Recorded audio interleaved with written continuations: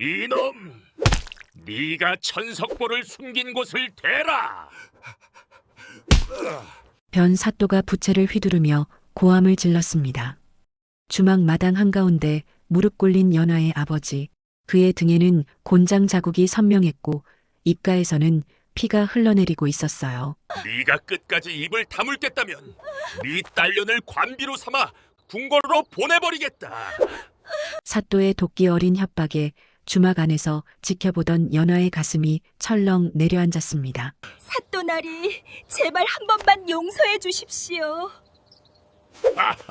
연화가 더 이상 참지 못하고 마당으로 뛰쳐나가 무릎을 꿇었습니다. 탐욕에 눈먼 사또는 비웃음만 흘릴 뿐이었어요. 바로 그때 주막 입구에 선비 한 명이 나타나는데 지금 영상을 보고 계신 여러분은 어느 지역에서 이야기를 듣고 계신가요? 댓글로 소중한 안부 한마디 남겨주시면 저에게 큰 힘이 됩니다. 그럼 지금부터 조선의 야담을 들려드리겠습니다. 자, 어르신들. 전라도 어느 고을에 가뭄보다 무서운 사또가 나타났다는 소문 들으셨습니까? 아니, 가뭄이야 하늘이 내리는 재앙이지만 이 사또라는 자는 사람의 탈을 쓴 귀신이었습니다. 변 사또라 불리는 이 자가 고을에 부임한 지 석 달도 채 안 돼요. 백성들의 곳간은 텅텅 비었고 눈물은 바닥이 났죠. 이야기는 어느 무더운 여름날 오후 고을 동쪽 정자나무 아래에서 시작됩니다. 그늘 아래 모여 앉은 노인 5명이 부채질을 하며 한숨을 내쉬고 있었어요. 평소 같으면 장기판을 펼쳐놓고 옥신각신하던 이들인데 오늘따라 모두 입을 굳게 다물고 있었습니다. 천석보 이야기 들었소? 가장 나이 많은 김노인이 조심스럽게 입을 열었습니다. 그러자 옆에 앉았던 이 노인이 황급히 주변을 두리번거리며 손사래를 쳤어요. 쉿! 그 이름 함부로 입에 올리지 마시오. 요즘 사또가 귀신같이 소문을 듣고 다닌다오. 천석보. 그것은 이 고을에 대대로 전해 내려오는 전설 같은 이야기였습니다. 100년 전쯤 이 고을에 살던 어느 선비가 금강산을 유람하다가 신선을 만났다고 해요. 그 신선이 선비에게 특별한 벽시 한 줌을 주면서 말했답니다. 이 씨앗은 천석의 수확을 약속하는 보물이니 탐욕스러운 자의 손에 넘어가서는 안 돼오. 선비는 고을로 돌아와 그 씨앗을 땅에 심었어요. 신기하게도 그의 가을, 그 논에서 나온 벼는 다른 벼보다 대가 2배는 굵었고 이삭은 황금빛으로 영롱하게 빛났습니다. 한 섬의 씨앗에서 1000섬의 수확이 나왔다는 소문이 팔도로 퍼져나갔죠. 하지만 선비는 그 씨앗을 독차지하지 않았습니다. 고을의 가난한 백성들에게 골고루 나눠주었고 덕분에 그 고을은 몇십 년 동안 풍년이 이어졌어요. 그런데 선비가 세상을 떠난 뒤 씨앗의 행방이 묘연해졌습니다. 어떤 이는 선비의 후손이 땅속 깊이 숨겨놓았다 하고 어떤 이는 절간의 불상 안에 봉안했다고도 했죠. 그게 진짜 있긴 있는 걸까? 젊은 박 노인이 반신반의하는 표정으로 물었습니다. 그러자 김 노인이 진지한 얼굴로 고개를 끄덕였어요. 이 늙은이가 어렸을 적 우리 할아버지께서 직접 보셨다고 하셨소. 그 황금 이삭을. 일반 벼와는 달리 해질녘 햇살을 받으면 논 전체가 금빛으로 물들었다고 하셨지. 노인들의 눈빛이 잠시 반짝였습니다. 하지만 곧 그들의 얼굴에는 다시 어두운 그림자가 드리웠어요. 왜냐하면 그 전설 같은 이야기가 요즘 들어 고을 백성들에게는 재앙이 되고 있었거든요. 바로 그때였습니다. 말발굽 소리가 요란하게 울려 퍼지며 관아의 포졸 7명이 정자나무 앞에 나타났어요. 말에서 내린 포졸 대장이 칼자루에 손을 얹고 위협적인 목소리로 말했습니다. 사또 나리께서 명하시길 천석보의 행방을 아는 자는 즉시 관아로 나오라 하셨다. 숨기는 자는 역적으로 다스릴 것이니 명심하라. 노인들의 얼굴이 하얗게 질렸습니다. 김 노인이 떨리는 목소리로 대답했어요. 저희는 그저 옛날 이야기를 나눴을 뿐이옵니다. 실제로 어디 있는지는 아무도. 닥쳐라. 이 고을에서 50년 넘게 산 늙은이들이 모르겠나? 내일 해질녘까지 정자에서 보이지 않으면 너희 모두 옥에 가둘 것이다. 포졸들이 말을 박차고 떠나간 뒤 정자 아래는 무거운 침묵만 남았습니다. 노인들은 서로의 얼굴만 멍하니 바라볼 뿐이었어요. 그날 저녁 고을 서쪽 주막집 앞마당에서는 또 다른 비극이 펼쳐지고 있었습니다. 주막을 운영하는 연화의 아버지 정서방이 마당 한가운데 무릎 꿇려져 있었어요. 그의 등에는 포졸이 휘두른 곤장 자국이 선명했고 입가에서는 피가 흘러내리고 있었습니다. 이놈, 내가 천석보를 숨긴 곳을 대라. 변 사또가 부채를 휘두르며 고함을 질렀습니다. 사또의 얼굴은 욕심으로 번들거렸고 눈빛은 미친 사람처럼 흔들리고 있었어요. 소인은 정말 모릅니다. 정서방의 목소리는 이미 힘이 다 빠져 있었습니다. 25대가 넘는 곤장을 맞고도 입을 열지 않자 사또의 분노는 극에 달했죠. 좋다. 내가 끝까지 입을 다물겠다면 내 딸년을 관비로 삼아 궁궐로 보내버리겠다. 주막 안에서 이 광경을 지켜보던 연화의 가슴이 철렁 내려앉았습니다. 21살의 연화는 이 주막에서 태어나 자랐어요. 어머니는 연화가 10살 때 병으로 세상을 떠났고 그 뒤로 아버지와 단둘이 주막을 꾸려왔습니다. 연화의 손이 부들부들 떨렸습니다.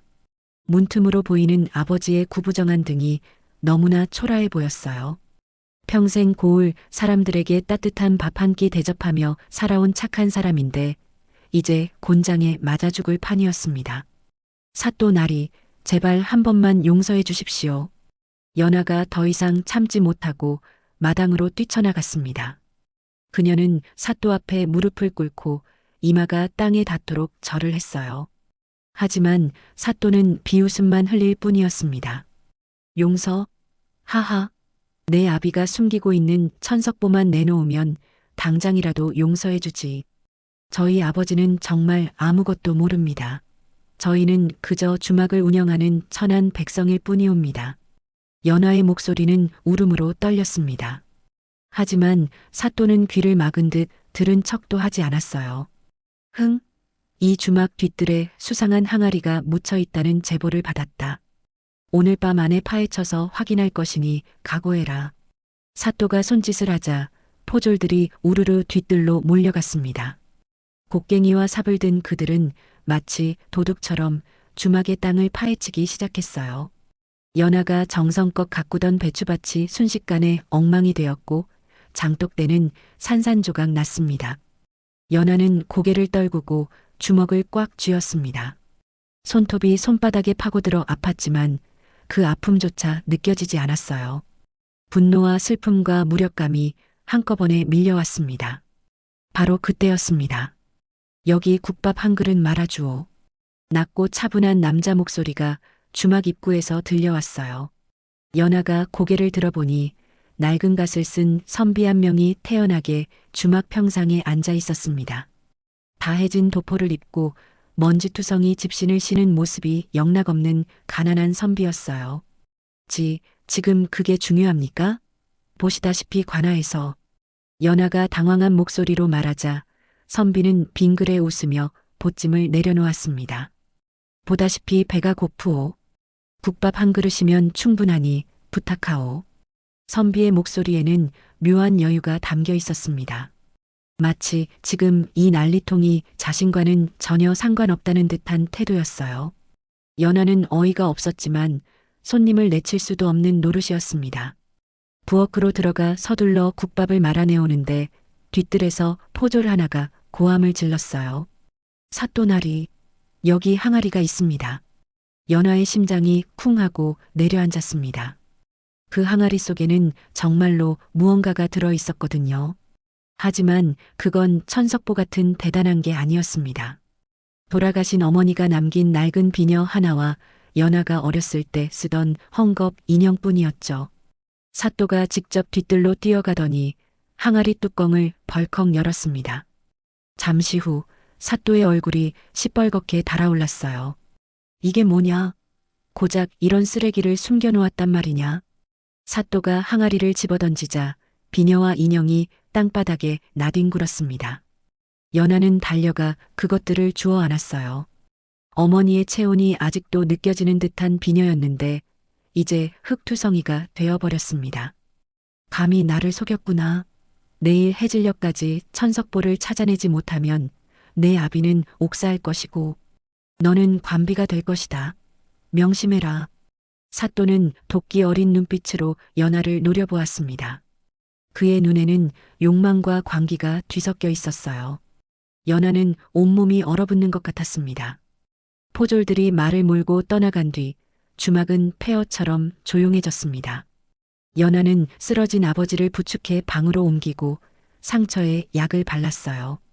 아버지는 의식이 희미한 상태였지만 연하의 손을 꼭 잡으며 중얼거렸습니다.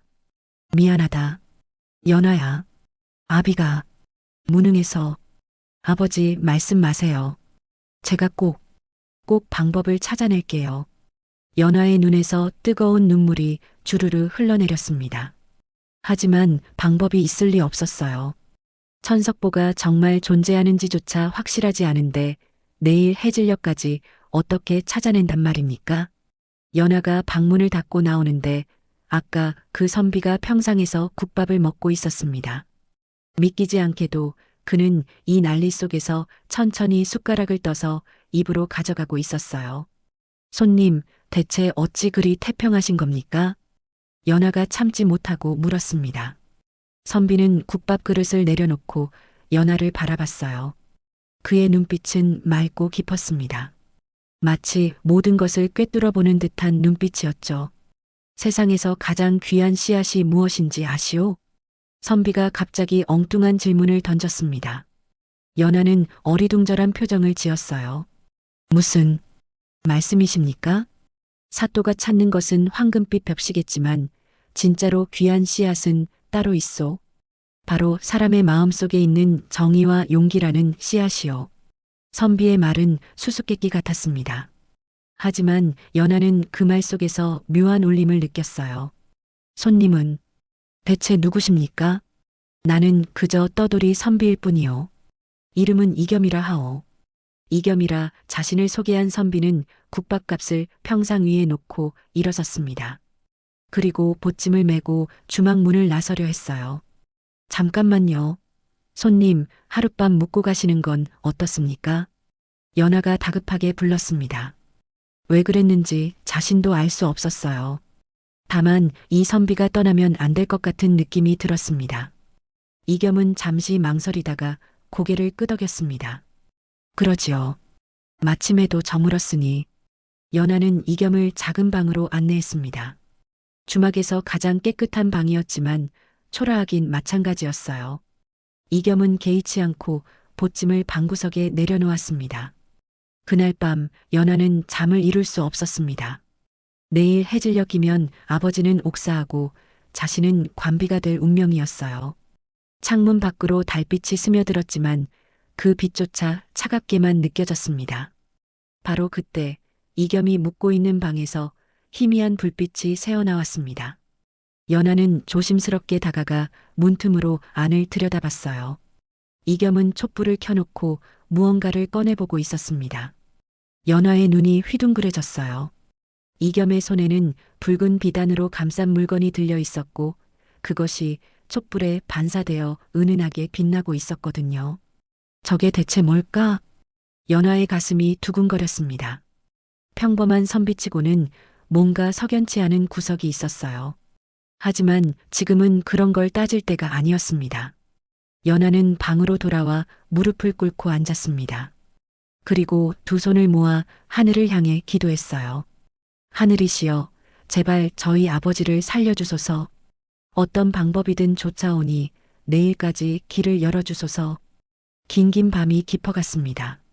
주막 처막 끝에서는 귀뚜라미가 울고 멀리서는 개 짖는 소리가 들려왔어요. 연하는 눈을 감고 간절히 기도했지만 답은 들려오지 않았습니다. 하지만 연하는 아직 몰랐습니다. 바로 옆방에 묵고 있는 그 선비가 이 고을의 운명을 바꿀 열쇠를 쥐고 있다는 사실을 말이에요. 새벽 닭이 울기 전 이겸은 조용히 방문을 열고 밖으로 나왔습니다. 주막은 아직 고요했고 마당에는 어젯밤 포졸들이 파헤친 흙더미만 쌓여 있었어요. 이겸은 달빛 아래서 그 흙더미를 한참 동안 바라보았습니다. 그의 눈빛이 차갑게 가라앉았습니다. 평소의 온화한 선비 모습은 온데간데였고 날카로운 검처럼 예리한 표정이 얼굴에 드러났어요. 이겸은 품 안에서 작은 수첩을 꺼내 무언가를 적기 시작했습니다. 변사또, 부임 석달, 곡식 수탈 15차례, 백성 구타 23건, 천석보를 핑계로 한 가택 수색 7차례. 이겸의 손끝이 빠르게 움직였습니다. 그는 이 고을에 온 지 사흘째였지만 이미 사또의 악행을 낱낱이 파악하고 있었어요. 아니, 정확히 말하면 파악하기 위해 이 고을에 온 것이었습니다. 이겸은 수첩을 덮고 담장 쪽으로 걸어갔습니다. 그의 발걸음은 소리 없이 땅을 디뎠고 마치 그림자처럼 담을 타고 넘어갔어요. 주막에서 불과 100걸음 떨어진 곳에 관아가 있었습니다. 이겸은 관아 뒤편 담장 밑에 몸을 숨겼습니다. 곧 관아 안에서 인기척이 들려왔어요. 사또의 목소리였습니다. 조치라, 물건은 다 챙겼느냐? 예, 나리. 이번 달 상납할 은자 500냥을 보자기에 담았습니다. 이겸의 눈썹이 꿈틀했습니다. 조칠이란 자는 사또의 가장 믿는 신복이었어요. 이겸은 지난 이틀 동안 조칠의 동선을 추적했고 그가 밤마다 수상한 행동을 한다는 것을 알아냈습니다. 좋아. 오늘 밤 자시의 한강 나루터에서 김상인을 만나기로 했다. 그자가 천석보 소문을 듣고 거금을 준비했다더군.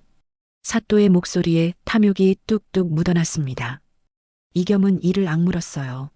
사또는 천석보 같은 건 처음부터 믿지도 않았습니다.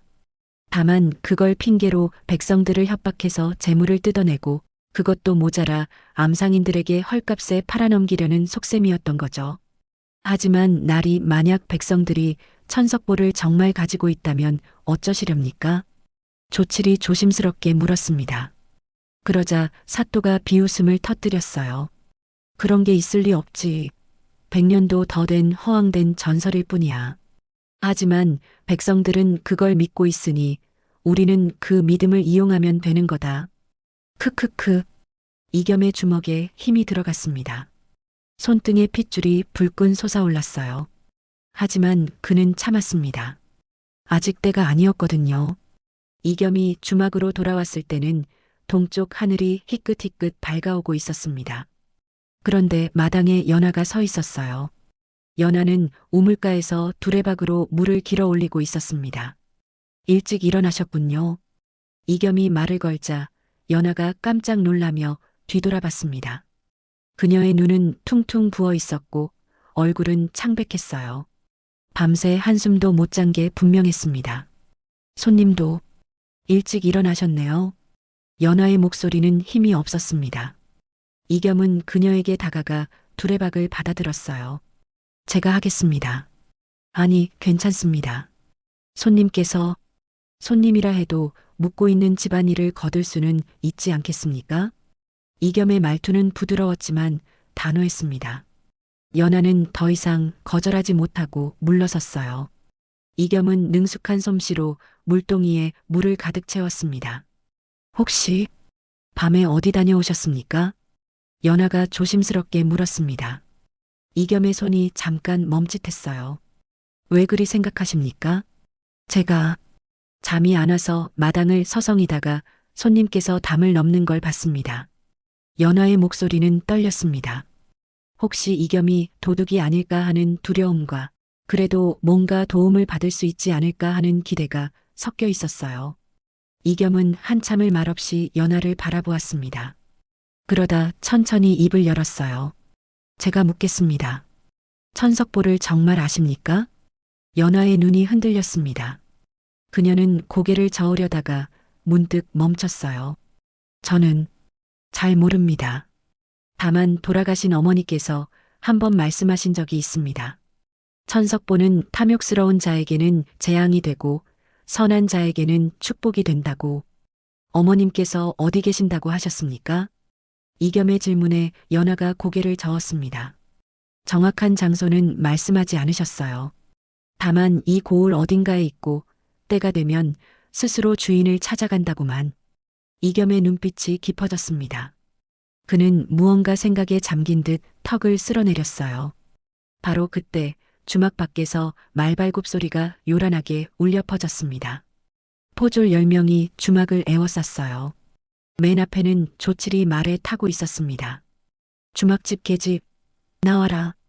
조칠의 목소리가 날카롭게 울렸습니다. 연화의 얼굴이 하얗게 질렸어요. 이겸은 재빨리 연화의 앞을 막아섰습니다. 무슨 일이오? 이겸이 차분하게 물었습니다. 조칠은 말에서 내려 이겸을 위아래로 훑어봤어요. 내 놈은 누구냐? 어제 본 선비로구나. 비켜라. 손님을 이렇게 대하는 법이 어디 있소? 무례하지 않소? 이겸의 목소리는 여전히 침착했지만 그 안에는 묘한 위압감이 담겨 있었습니다. 조칠이 잠깐 주춤했어요. 흥, 사또 나리의 명이다. 이 계집애를 데려가야 한다. 무슨 죄목으로? 죄목? 천석보를 숨긴 죄지. 조칠이 고함을 지르며 포졸들에게 손짓했습니다. 포졸 2명이 앞으로 나서려는 순간 이겸이 보찜을 집어들었어요. 잠깐, 이 보찜을 먼저 확인해 보시오. 혹시 그 안에 천석보가 있을지도 모르니까. 조칠의 눈이 번뜩였습니다. 그는 이겸의 손에서 보찜을 낚아챘어요. 보찜은 생각보다 묵직했습니다. 이 안에 뭐가 들었느냐? 제 짐입니다. 확인하고 싶으시면 열어보시오.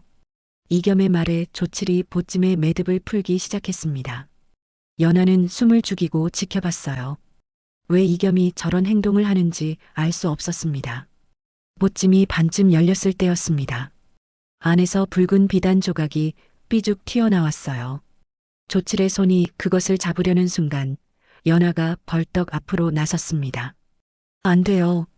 연하의 외침에 모두가 놀라 그녀를 바라봤습니다. 연하는 자신도 놀란 듯 입을 막았지만 이미 늦었어요. 조칠의 입꼬리가 비뚤어졌습니다. 왜 안 되지? 혹시 이 보찜 안에 숨길 게 있는 게 아니냐?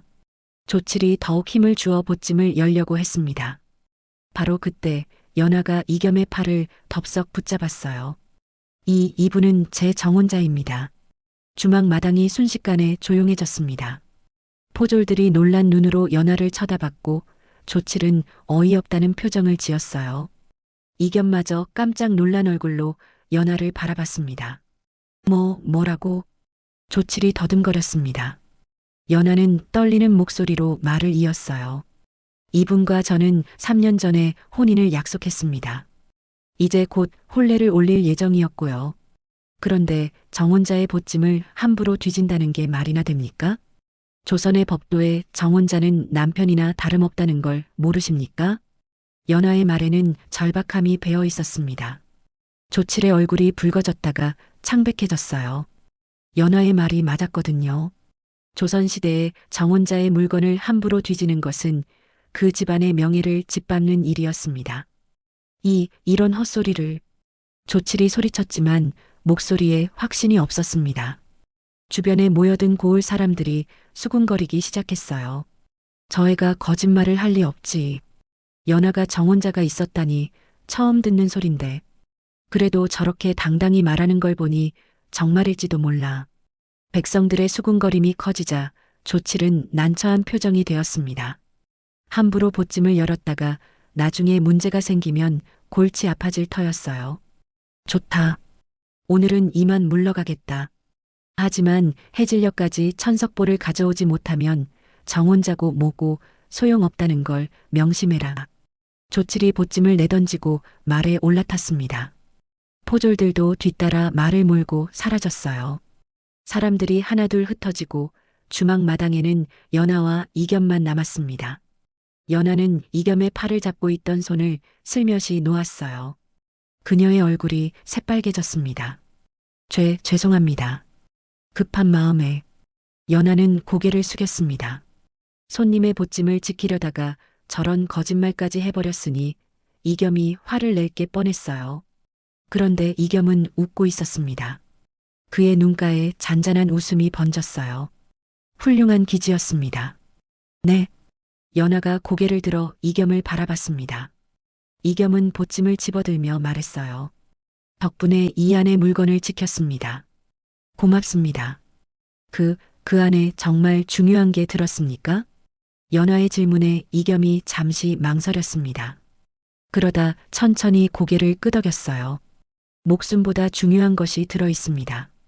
이겸의 대답에 연하의 호기심이 더욱 커졌습니다. 하지만 더 묻지는 못했어요. 이겸이 방으로 들어가 버렸거든요. 그날 오후 연하는 아버지의 방에서 상처를 보살피고 있었습니다. 아버지는 여전히 깨어나지 못했고 숨소리만 가늘게 이어지고 있었어요. 아버지, 어떻게 하면 좋을까요? 연하가 아버지의 손을 꼭 잡고 중얼거렸습니다. 해는 어느새 서쪽으로 기울고 있었어요. 해질녘까지 남은 시간은 2시간도 채 되지 않았습니다. 바로 그때 방문이 조용히 열렸습니다. 이겸이 들어왔어요. 그의 손에는 작은 보자기가 들려 있었습니다. 이것을 드십시오. 이겸이 보자기를 연하에게 건넸습니다. 연하가 조심스럽게 펼쳐보니 안에는 말린 약재들이 들어 있었어요. 이건 상처에 바르는 약입니다. 제가 직접 조제한 것이니 믿으셔도 됩니다. 이겸의 말에 연하는 고개를 숙여 감사를 표했습니다. 이겸은 아버지의 상태를 살피더니 직접 약을 상처에 발랐어요. 놀랍게도 그의 손놀림은 의원처럼 능숙했습니다. 손님은 대체 누구십니까? 연하가 다시 한번 물었습니다. 이겸은 약을 바르는 손을 멈추지 않고 대답했어요. 곧 알게 될 것입니다. 제발 저희를 도와주실 수 있습니까? 해질녘까지 천석보를 찾아야 하는데 저는 정말 어디 있는지 모릅니다. 연하의 목소리가 떨렸습니다. 이겸은 약 바르기를 마치고 연하를 똑바로 바라봤어요. 천석보는 분명 존재합니다. 하지만 사또가 원하는 방식으로는 절대 찾을 수 없죠. 무슨 말씀이신지 해질녘에 관하로 가십시오. 제가 함께 가겠습니다. 이겸의 말에 연하의 눈이 커졌습니다. 희망이 생긴 걸까요? 아니면 새로운 두려움이 생긴 걸까요? 연하는 알 수 없었어요. 해가 서산에 걸렸습니다. 연하와 이겸은 주막을 나섰어요. 관하로 가는 길에는 이미 고을 사람들이 모여 있었습니다. 모두들 연하의 운명이 어떻게 될지 궁금해하며 지켜보고 있었던 거죠. 관아 앞에 도착하자 사또가 의자에 앉아 기다리고 있었습니다. 그의 얼굴에는 승리의 미소가 번져 있었어요. 왔구나. 그래, 천석보는 가져왔느냐? 사또의 물음에 연하는 아무 말도 하지 못했습니다. 이겸이 한 걸음 앞으로 나섰어요. 제가 답하겠습니다. 이겸의 목소리가 관아 앞마당에 울려 퍼졌습니다. 사람들의 시선이 일제히 이겸에게 쏠렸어요. 사또의 눈빛이 날카로워졌습니다. 내 놈은 누구냐? 저는 이 고을을 지나가던 선비입니다. 그런데 한 가지 여쭙고 싶은 게 있습니다. 뭐냐? 사또께서는 천석보가 정말 존재한다고 믿으십니까? 이겸의 질문에 사또의 얼굴이 일그러졌습니다. 관아 앞이 조용해졌어요. 모두가 숨을 죽이고 다음 말을 기다렸습니다. 사또의 얼굴이 불그락푸르락 변했습니다. 이겸의 질문은 그의 급소를 정확히 찔렀어요. 사또는 천석보를 믿지 않았습니다. 하지만 그렇다고 공개적으로 부정할 수도 없었죠. 천석보가 없다고 인정하는 순간 지금까지 백성들을 괴롭힌 명분이 사라지니까요. 네, 내 놈이 감히. 사또가 부채를 휘두르며 소리쳤습니다. 하지만 목소리가 떨리고 있었어요. 이겸은 한 걸음 더 다가서며 침착하게 말을 이었습니다. 제가 보기에 사또께서는 천석보 따위는 관심도 없으신 듯합니다. 그저 백성들의 재물을 갈취할 핑계가 필요했을 뿐이죠. 관아 앞에 모인 백성들 사이에서 웅성거림이 일었습니다. 이겸의 말이 마음속 의심을 건드린 거예요. 사또는 당황한 기색을 감추려고 애쓰며 조치를 노려봤습니다. 조치라. 저 건방진 놈을 당장 잡아들여라. 조칠이 포졸들을 이끌고 앞으로 나섰습니다. 이겸과 연하를 에워싸려는 순간 연하가 다시 한번 이겸의 팔을 꽉 붙잡았어요. 이분은 제 정혼자입니다. 함부로 손대지 마십시오. 연하의 외침에 포졸들의 발걸음이 멈칫했습니다. 조칠의 얼굴이 일그러졌어요. 또 그 헛소리냐? 증거가 있느냐? 조칠이 비웃듯 말했습니다. 연하는 순간 당황했어요. 증거라니 그런 게 어디 있겠습니까? 급한 마음에 지어낸 거짓말이었는걸요. 하지만 이겸이 연하의 손을 살짝 잡았습니다. 그리고는 품 안에서 무언가를 꺼냈어요. 그것은 작은 비녀였습니다. 은으로 만든 소박한 비녀였지만 달빛에 반짝이며 아름답게 빛났죠. 이것이 증거입니다. 3년 전 이댁 아가씨와 혼인을 약속하며 드린 폐물입니다. 이겸의 말에 연하의 눈이 휘둥그레졌습니다. 그 비녀는 분명 이겸이 방금 꺼낸 것인데 마치 정말로 3년 전부터 준비한 것처럼 자연스러웠어요. 그런 것쯤이야 얼마든지 꾸며낼 수 있지 않느냐. 조칠이 따졌지만 목소리에 힘이 빠져 있었습니다. 주변 백성들이 수군대기 시작했거든요. 저 비녀 꽤 갓나가 보이는데 가난한 선비치고는 제법 괜찮은 물건을 가졌군. 연하가 거짓말할 애가 아닌데 정말 정혼자인가 보네. 백성들의 말이 점점 연하와 이겸 편으로 기울자 사또가 벌떡 일어섰습니다. 됐다. 정혼자건 뭐건 상관없다. 해가 지기 전에 천석보를 내놓지 못하면 둘 다 옥에 가둘 것이다. 사또의 고함에 관아 앞이 잠시 조용해졌습니다. 하늘을 보니 해가 거의 지평선에 닿아 있었어요. 이제 10분도 채 남지 않았습니다. 연하의 손이 차갑게 식었습니다. 이겸의 손을 잡고 있던 힘이 빠져나갔어요. 끝이구나 하는 절망감이 밀려왔습니다. 그런데 이겸이 연하의 손을 더 꽉 잡았습니다. 그의 손은 따뜻했어요. 연하가 고개를 들어 이겸을 보자 그는 희미하게 웃고 있었습니다. 사또, 한 가지 제안을 하겠습니다. 이겸의 목소리가 다시 울려 퍼졌습니다. 사또가 비웃음을 흘렸어요. 제안?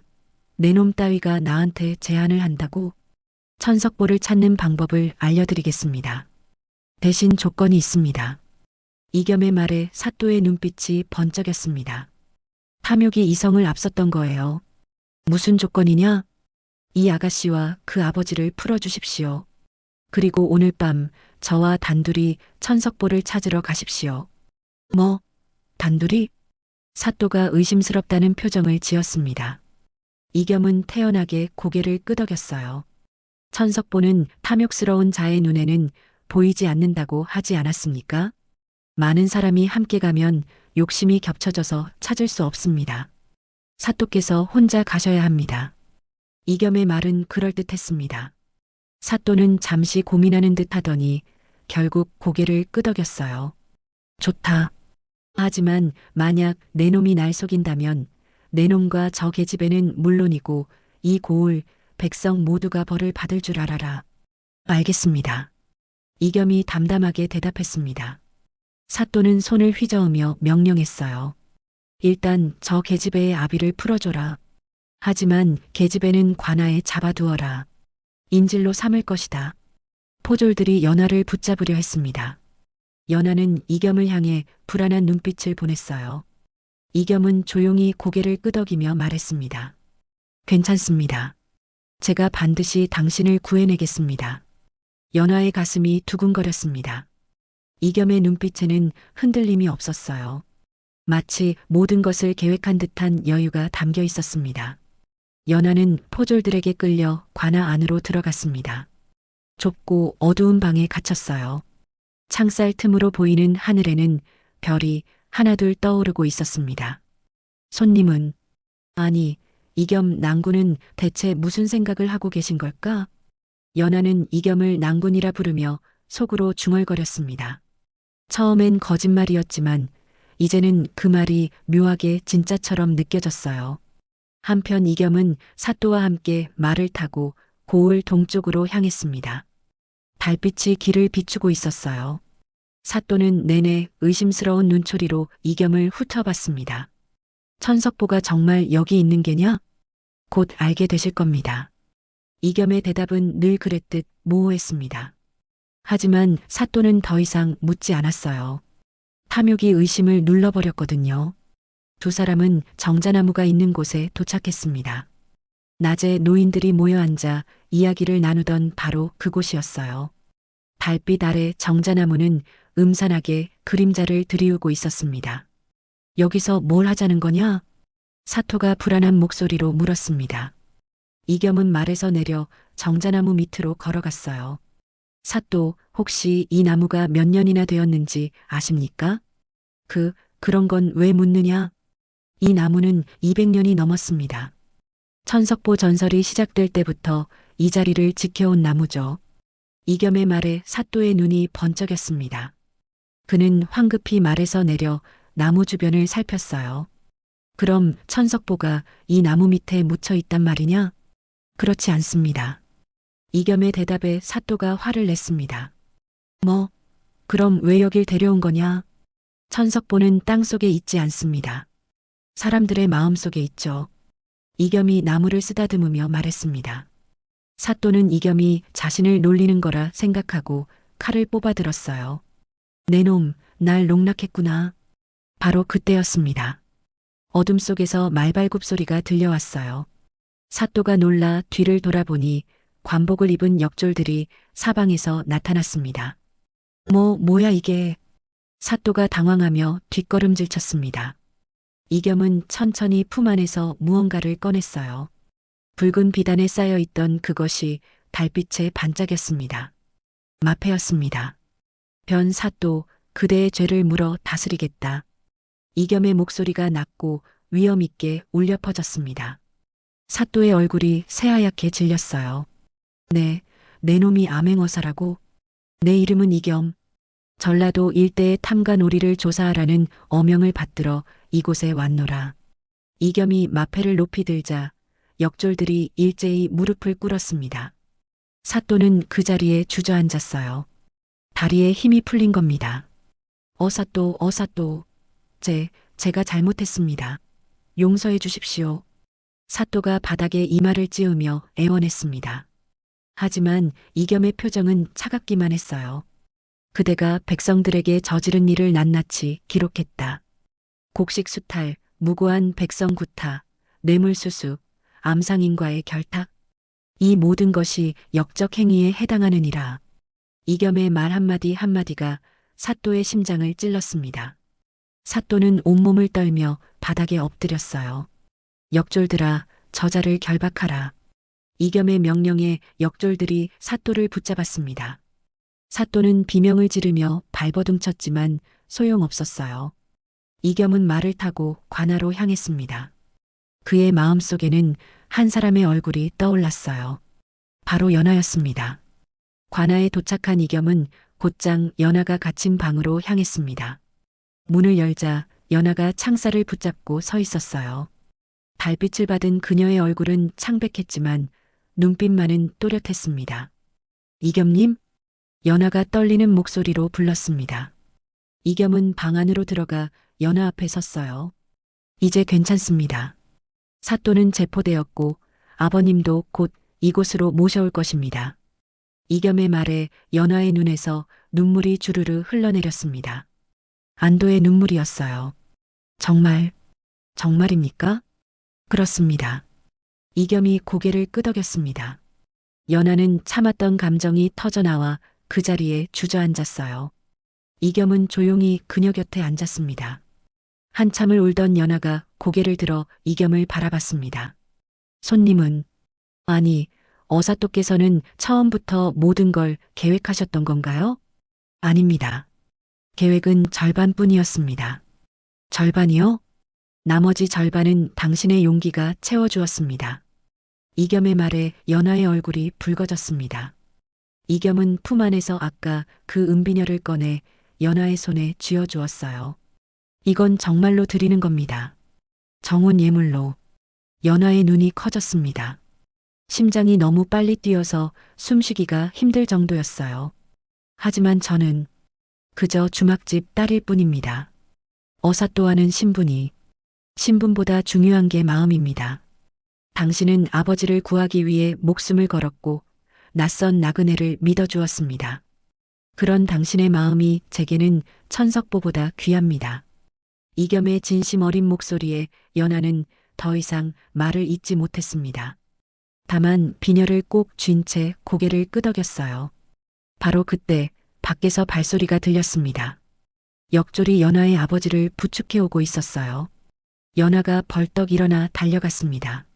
아버지, 연하야, 우리 딸. 아버지와 딸이 부둥켜 안고 울었습니다. 이겸은 그 모습을 조용히 지켜보며 미소 지었어요. 긴 밤이 끝나고 새벽이 밝아오고 있었습니다. 하지만 진짜 이야기는 이제 시작일 뿐이었습니다. 천석보의 비밀은 아직 풀리지 않았고 이겸과 연하의 인연은 이제 막 꽃을 피우려 하고 있었으니까요. 새벽 햇살이 관아 마당을 비추기 시작했습니다. 고을 사람들이 하나둘 모여들기 시작했어요. 어젯밤 사또가 잡혔다는 소문이 온 마을에 퍼진 겁니다. 이겸은 관아 대청마루에 앉아 있었습니다. 그의 앞에는 변 사또가 결박당한 채 무릎 꿇려져 있었어요. 사또의 얼굴은 하룻밤 사이에 10년은 늙은 듯 초췌했습니다. 변 사또, 그대가 이 고을에서 저지른 죄목을 낭독하겠다. 이겸이 펼친 문서를 들어 올렸습니다. 역졸 한 명이 큰 목소리로 읽기 시작했어요. 첫째, 부임 후 석 달간 백성들로부터 쌀 1000섬을 강제로 거두어 사복을 채움. 둘째, 곤장으로 무고한 백성 23명을 구타하여 그중 5명이 중상을 입음. 셋째, 암상인 김서방과 결탁하여 관아의 곡식을 헐값에 팔아넘김. 역졸의 목소리가 이어질수록 백성들의 분노가 커졌습니다. 누군가 돌멩이를 집어던졌어요. 이놈, 우리 아들을 죽게 만든 게 바로 내 놈이다. 내 논의 별을 모조리 빼앗아간 도둑놈. 사람들의 고함이 빗발쳤습니다.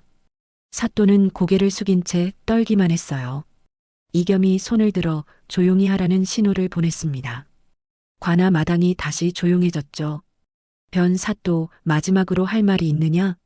이겸의 질문에 사또가 고개를 들었습니다. 그의 눈에는 눈물이 고여 있었어요. 사또, 저는 처음부터 나쁜 사람이 아니었습니다. 다만 한양에서 빚이 너무 많아서 가족들을 먹여 살리려면 돈이 필요했고 사또의 변명에 백성들이 또다시 술렁였습니다. 하지만 이겸은 차갑게 고개를 저었어요. 그것이 백성을 착취할 이유가 되지는 못한다. 그대는 하늘이 내린 백성의 부모가 되어야 할 자리에서 도둑이 되었노라. 이겸의 말 한마디 한마디가 사또의 가슴을 찔렀습니다. 사또는 더 이상 아무 말도 하지 못했어요. 역졸들아, 저자를 한양으로 압송하라. 형조에서 최종 판결을 받을 것이다. 이겸의 명령에 역졸들이 사또를 끌고 일어났습니다. 사또가 끌려가는 모습을 보며 백성들은 환호성을 질렀어요. 마침내 악한 사또가 벌을 받게 된 겁니다. 사또가 떠난 후 이겸은 조치를 불러들였습니다.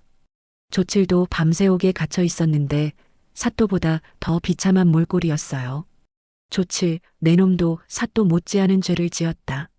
하지만 한 가지 기회를 주겠다. 이겸의 말에 조칠이 고개를 번쩍 들었습니다. 기회라니요? 사또가 숨겨둔 비자금의 위치를 모두 말하라. 그리고 암상인들과 주고받은 장부를 내놓아라. 그러면 형을 감해주도록 하겠다. 조칠은 잠시 망설이다가 고개를 끄덕였습니다. 어차피 사또는 끝났고 자신이라도 살아야 했으니까요. 관아 뒤뜰 우물역 큰 항아리 밑에 은자 300냥이 묻혀 있고 장부는 사또의 서재 책장 뒤편에 숨겨져 있습니다. 조칠의 증언대로 역졸들이 수색을 하자 정말로 은자와 장부가 나왔습니다. 백성들은 분노와 동시에 허탈함을 느꼈어요. 자신들이 굶주리는 동안 사또는 이렇게 많은 재물을 숨겨두고 있었던 겁니다. 이겸은 은자를 모두 꺼내 마당 한가운데 쌓아놓았습니다. 햇빛에 반짝이는 은자들을 보며 백성들의 눈이 커졌어요. 이 은자는 원래 여러분의 것입니다. 오늘부터 나흘간 피해를 입은 백성들에게 돌려드리도록 하겠습니다. 이겸의 선언에 백성들이 환호했습니다. 곳곳에서 울음소리가 터져나왔어요. 기쁨의 눈물이었습니다. 하지만 이겸의 표정은 여전히 무거웠습니다.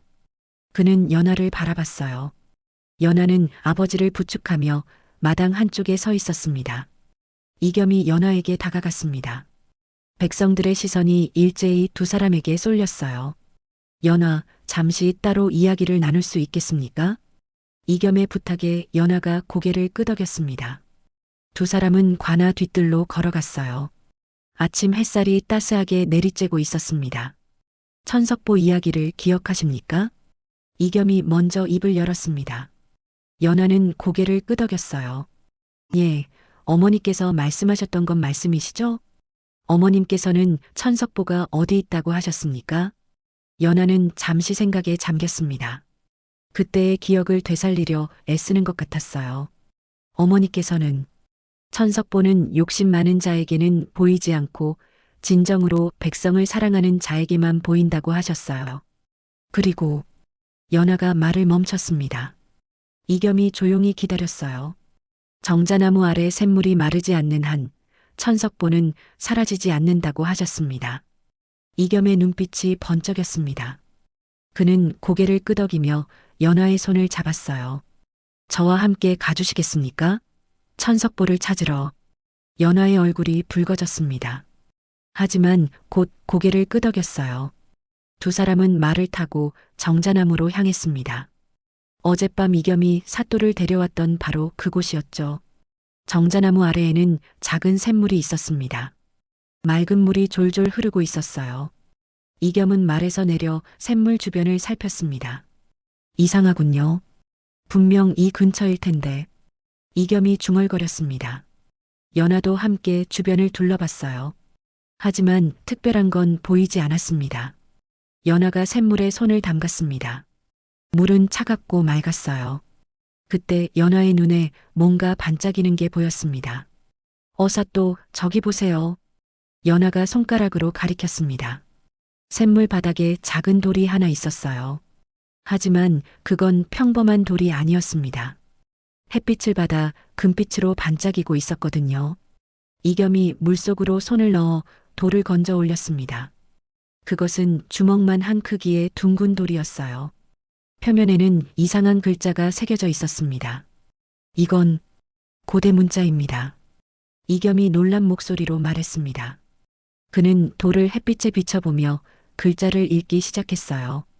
천석보는 씨앗이 아니라 마음이로다. 이겸의 목소리가 떨렸습니다. 연하도 숨을 죽이고 들었어요. 탐욕 없는 자가 이 돌을 땅에 묻으면 그 땅은 3대가 풍년을 이룰지니. 돌에 새겨진 글귀가 끝나자 이겸과 연하는 서로를 바라봤습니다. 둘 다 놀라움을 감추지 못했어요. 그러니까 천석보는 실제 벽시가 아니라 이 돌이었던 겁니다. 그리고 이 돌의 힘은 탐욕 없는 마음에서 나오는 거죠. 이겸의 말에 연하가 고개를 끄덕였습니다. 어머니의 말씀이 이제야 이해가 됐어요. 바로 그때 뒤에서 말발굽 소리가 들렸습니다. 두 사람이 돌아보니 고을의 노인들이 다가오고 있었어요. 맨 앞에는 정자나무 아래서 만났던 김노인이 있었습니다. 사또, 혹시 찾으셨습니까? 김노인이 조심스럽게 물었습니다. 이겸은 금빛 돌을 보여주었어요. 노인의 눈이 커졌습니다. 그는 무릎을 꿇고 돌을 향해 절을 했어요. 맙소사, 정말로 존재했구나. 우리 할아버지께서 보셨다던 바로 그것이. 김노인의 목소리가 감격으로 떨렸습니다. 다른 노인들도 하나둘 무릎을 꿇었어요. 이겸은 돌을 들어 모두에게 보여주었습니다. 이것이 바로 천석보입니다. 하지만 이것은 어느 한 사람의 것이 될 수 없습니다. 이 고을 모든 백성의 것이죠. 이겸의 말에 노인들이 고개를 끄덕였습니다. 사또, 이 돌을 어디에 묻으시겠습니까? 그것은 제가 정할 일이 아닙니다. 이 고을 백성들이 함께 의논해서 정해야 합니다. 이겸의 대답에 노인들의 얼굴에 미소가 번졌습니다. 그들은 서로 얼굴을 마주보며 고개를 끄덕였어요. 그렇다면 제안을 하나 하겠습니다. 김노인이 말했습니다. 이 정자나무 옆 샘물이 솟는 이곳에 묻는 게 어떻겠습니까? 그러면 샘물을 마시러 오는 모든 백성이 천석보의 축복을 받을 수 있을 겁니다. 다른 노인들도 찬성했습니다. 이겸도 좋은 생각이라며 고개를 끄덕였어요. 그날 오후 고을의 모든 백성이 정자나무 아래로 모였습니다. 이겸은 금빛돌을 샘물 옆 땅에 정성스럽게 묻었어요. 연화가 그 위에 흙을 덮었습니다. 이제부터 이 땅은 고을의 성지가 될 것입니다. 누구든 이곳에 와서 정직한 마음으로 기도하면 천석보의 축복을 받을 수 있을 겁니다. 이겸의 선언에 백성들이 환호했습니다. 아이들은 웃으며 뛰어다녔고 어른들은 기쁨의 눈물을 흘렸어요. 하지만 이겸의 마음 한구석에는 씁쓸함이 남아 있었습니다. 이제 곧 한양으로 돌아가야 했거든요.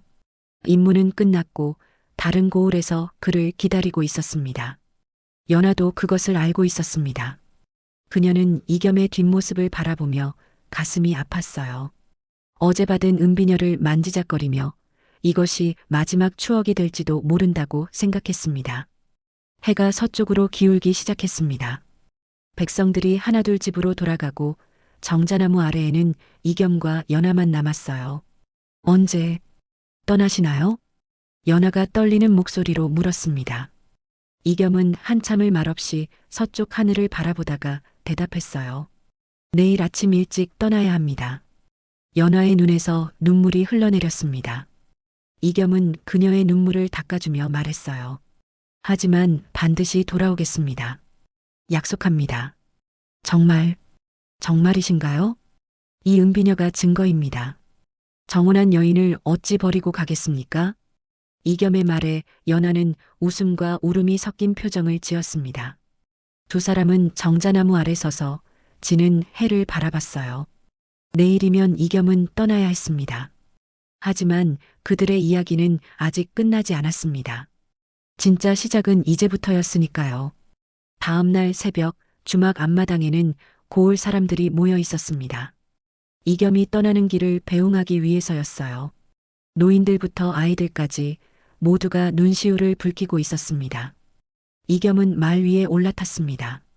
관복을 갖춰 입은 그의 모습은 처음 이곳에 왔을 때와는 완전히 달랐어요. 하지만 눈빛만은 여전히 따뜻했습니다. 연화는 주막 처마 밑에 서서 이겸을 바라보고 있었습니다. 그녀의 손에는 이겸이 준 은비녀가 꼭 쥐어져 있었어요. 눈물을 참으려 했지만 자꾸만 흘러내렸습니다. 어사또 부디 안녕히 가십시오.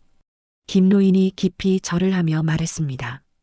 다른 백성들도 일제히 절을 했어요. 여러분, 고개를 드십시오. 제가 한 일은 당연한 일이었을 뿐입니다. 이겸이 말에서 내려 백성들에게 다가갔습니다. 그는 한 사람 한 사람의 손을 잡으며 작별 인사를 했어요. 마지막으로 연화 앞에 섰습니다. 두 사람은 말없이 서로를 바라봤어요. 이겸이 먼저 입을 열었습니다. 기다려 주시겠습니까? 얼마나 걸리실까요? 연화의 목소리가 떨렸습니다. 이겸은 잠시 생각하는 듯 하다가 대답했어요. 길면 6개월, 짧으면 3개월이면 임무를 마칠 수 있을 겁니다. 그때 반드시 돌아오겠습니다. 약속? 하신 거죠? 제 목숨을 걸고 약속합니다. 이겸의 진지한 눈빛에 연화는 고개를 끄덕였습니다. 이겸은 연화의 손을 살짝 잡았다가 놓았어요. 그리고 다시 말에 올라탔습니다. 그럼 다녀오겠습니다. 이겸이 말고삐를 당기자 말이 천천히 움직이기 시작했습니다. 백성들이 손을 흔들며 작별을 고했어요. 연화는 이겸의 뒷모습이 보이지 않을 때까지 그 자리에 서 있었습니다. 그렇게 한 달이 흘렀습니다. 고을에는 평화가 찾아왔어요. 새로 부임한 사또는 착한 사람이었고 백성들의 말을 귀담아 들었습니다. 천석보를 묻은 정자나무 아래에는 매일 사람들이 찾아와 기도를 했어요. 연화는 매일 아침 정자나무 아래 샘물을 길러갔습니다. 그리고 천석보가 묻힌 자리에 절을 하며 이겸의 안녕을 빌었어요. 어느 날 오후 연화가 주막에서 일을 하고 있는데 낯선 사람이 찾아왔습니다. 한양에서 온 듯한 행색의 중년 남자였어요. 혹시 이곳에 이겸 어사또께서 묵으셨던 곳이 맞습니까? 남자의 질문에 연화의 심장이 두근거렸습니다. 예, 맞습니다. 혹시 어사또께서 제 이름은 박서방이라 합니다. 어사또의 심부름으로 왔습니다. 남자가 품 안에서 편지 한 통을 꺼냈습니다. 연하는 떨리는 손으로 편지를 받아들었어요. 편지를 펼치자 이겸의 글씨가 보였습니다. 연하는 눈물을 참으며 읽기 시작했어요. 연하, 그동안 잘 지내셨는지요? 저는 지금 경상도 어느 고을에서 임무를 수행하고 있습니다. 이곳도 탐관오리가 백성을 괴롭히고 있어 조사하느라 바쁜 나날을 보내고 있습니다. 당신이 보고 싶습니다. 밤마다 별을 보며 당신을 생각합니다. 조금만 더 기다려 주십시오. 반드시 돌아가겠습니다. 편지는 짧았지만 이겸의 마음이 고스란히 담겨 있었습니다. 연하는 편지를 가슴에 꼭 안았어요. 박서방님, 어사또께서는 건강하신가요? 예, 아주 건강하십니다. 다만 많이 바쁘시더군요. 낮에는 백성들의 억울함을 듣고 밤에는 탐관오리들의 비리를 조사하시니까요. 박서방의 말에 연하는 이겸의 모습이 그려졌습니다. 그는 지금도 어딘가에서 백성들을 위해 애쓰고 있을 거예요. 2달이 더 흘렀습니다. 여름이 가고 가을이 왔어요. 정자나무 잎이 노랗게 물들기 시작했습니다. 연하는 여전히 매일 아침 샘물을 길었고 주마기를 도왔습니다. 아버지의 건강도 많이 회복되었어요. 하지만 연하의 마음 한구석에는 늘 이겸이 자리 잡고 있었습니다. 어느 날 저녁이었습니다. 연하가 주막 마당을 쓸고 있는데 멀리서 말발굽 소리가 들려왔어요. 연하는 별 생각 없이 고개를 들었다가 그 자리에 얼어붙었습니다. 이겸이었습니다. 그는 말 위에서 미소를 짓고 있었어요. 3달 만에 보는 얼굴이었지만 하나도 변하지 않았습니다.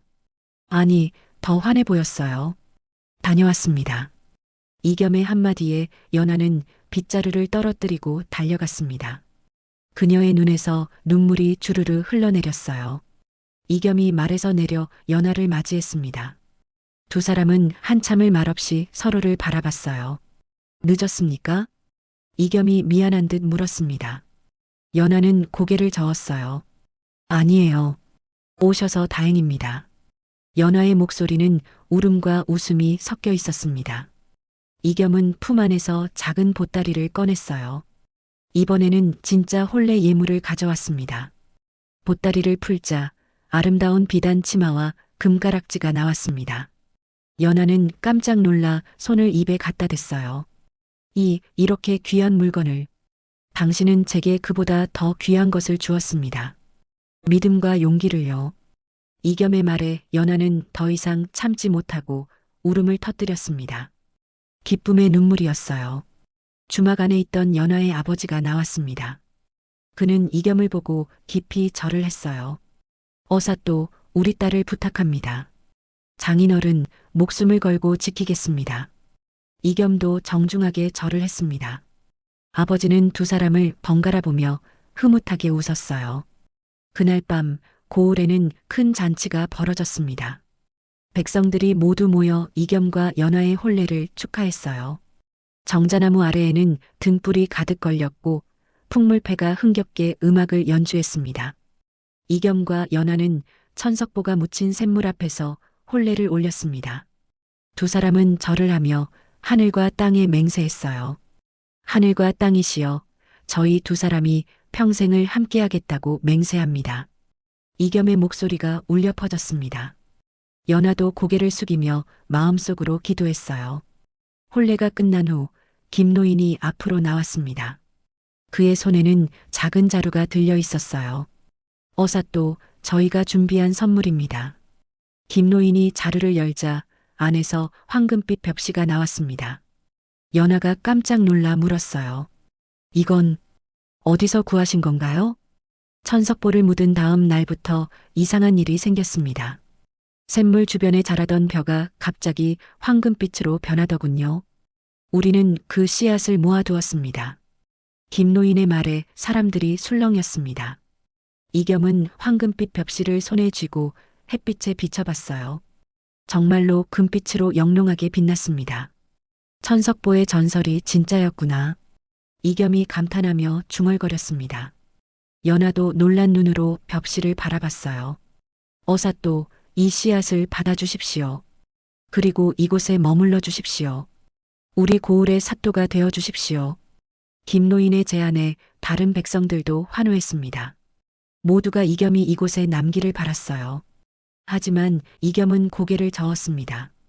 감사하지만 저는 아직 임무가 남았습니다. 전라도 곳곳에 아직도 고통받는 백성들이 있습니다. 그들을 도와야 합니다. 이겸의 말에 백성들의 얼굴이 어두워졌습니다. 연하도 걱정스러운 표정을 지었어요. 하지만 이곳을 제 고향으로 삼겠습니다. 임무를 마치면 반드시 돌아와 이곳에서 여생을 보내겠습니다. 이겸이 연하의 손을 잡으며 말했습니다. 연하의 얼굴에 미소가 번졌어요. 그럼 저도 함께 가겠습니다. 뭐라고요? 이겸이 놀라 물었습니다. 연하는 단호한 표정으로 말했어요. 남편이 가는 곳이라면 어디든 따라가는 게 아내의 도리 아닙니까? 저도 백성들을 도울 수 있는 일이 있을 겁니다. 연하의 말에 이겸의 눈이 촉촉해졌습니다. 그는 연하를 꼭 안았어요. 고맙습니다. 함께 가주셔서. 백성들이 박수를 치며 환호했습니다. 하늘에서는 별들이 반짝이고 있었어요. 그날 밤 이겸은 황금빛 벽시 중 절반을 천석보가 묻힌 자리에 뿌렸습니다. 나머지 절반은 자루에 담아 다음 고을에 가져가기로 했어요. 이 씨앗이 전국 팔도에 퍼져나가면 모든 백성이 풍요롭게 살 수 있을 겁니다. 이겸의 말에 연하가 고개를 끄덕였습니다. 며칠 후 이겸과 연하는 말을 타고 고을을 떠났습니다. 백성들이 길가에 늘어서서 배웅했어요. 아이들은 손을 흔들고 어른들은 눈물을 흘렸습니다. 다녀오겠습니다. 반드시 돌아오겠습니다. 이겸이 말 위에서 외쳤습니다. 연하도 손을 흔들며 작별 인사를 했어요. 두 사람은 지평선 너머로 사라졌습니다. 하지만 백성들은 알고 있었어요. 이겸과 연하가 반드시 돌아올 거라는 것을요. 그리고 정말로 1년 후 이겸과 연하는 돌아왔습니다. 그들의 손에는 황금빛 벽시가 가득 담긴 자루가 들려 있었어요. 전국 팔도를 돌며 모은 씨앗이었습니다. 이겸은 약속대로 이 고을의 사또가 되었습니다. 연하는 주막을 운영하며 가난한 백성들에게 따뜻한 밥을 나눠줬어요. 천석보가 묻힌 정자나무 아래에는 황금빛 벼가 자라났습니다. 그 벼는 해마다 풍성한 수확을 안겨줬고 고을은 3대가 풍년을 이뤘어요. 사람들은 말했습니다. 천석보의 진짜 힘은 황금빛 돌이 아니라 탐욕 없는 마음과 백성을 사랑하는 정의로운 마음에서 나온다고요. 그리고 이겸과 연하는 평생을 함께하며 백성들의 곁에서 행복하게 살았답니다. 자, 어르신들. 이것이 바로 천석보와 그림자 어사의 이야기입니다. 탐욕은 재앙을 부르지만 정의로운 마음은 축복을 부른다는 교훈을 잊지 마십시오. 오늘 밤도 어딘가에서 이겸 같은 어사가 백성을 위해 애쓰고 있을지 모릅니다. 그리고 연하 같은 용기 있는 여인이 그 곁을 지키고 있겠지요. 이야기는 여기서 끝입니다. 편안한 밤 되시길 바랍니다. 오늘 이야기가 고단한 하루에 작은 위로가 되었기를 바랍니다. 늘 건강하시고 댁내에 평안만 가득하십시오.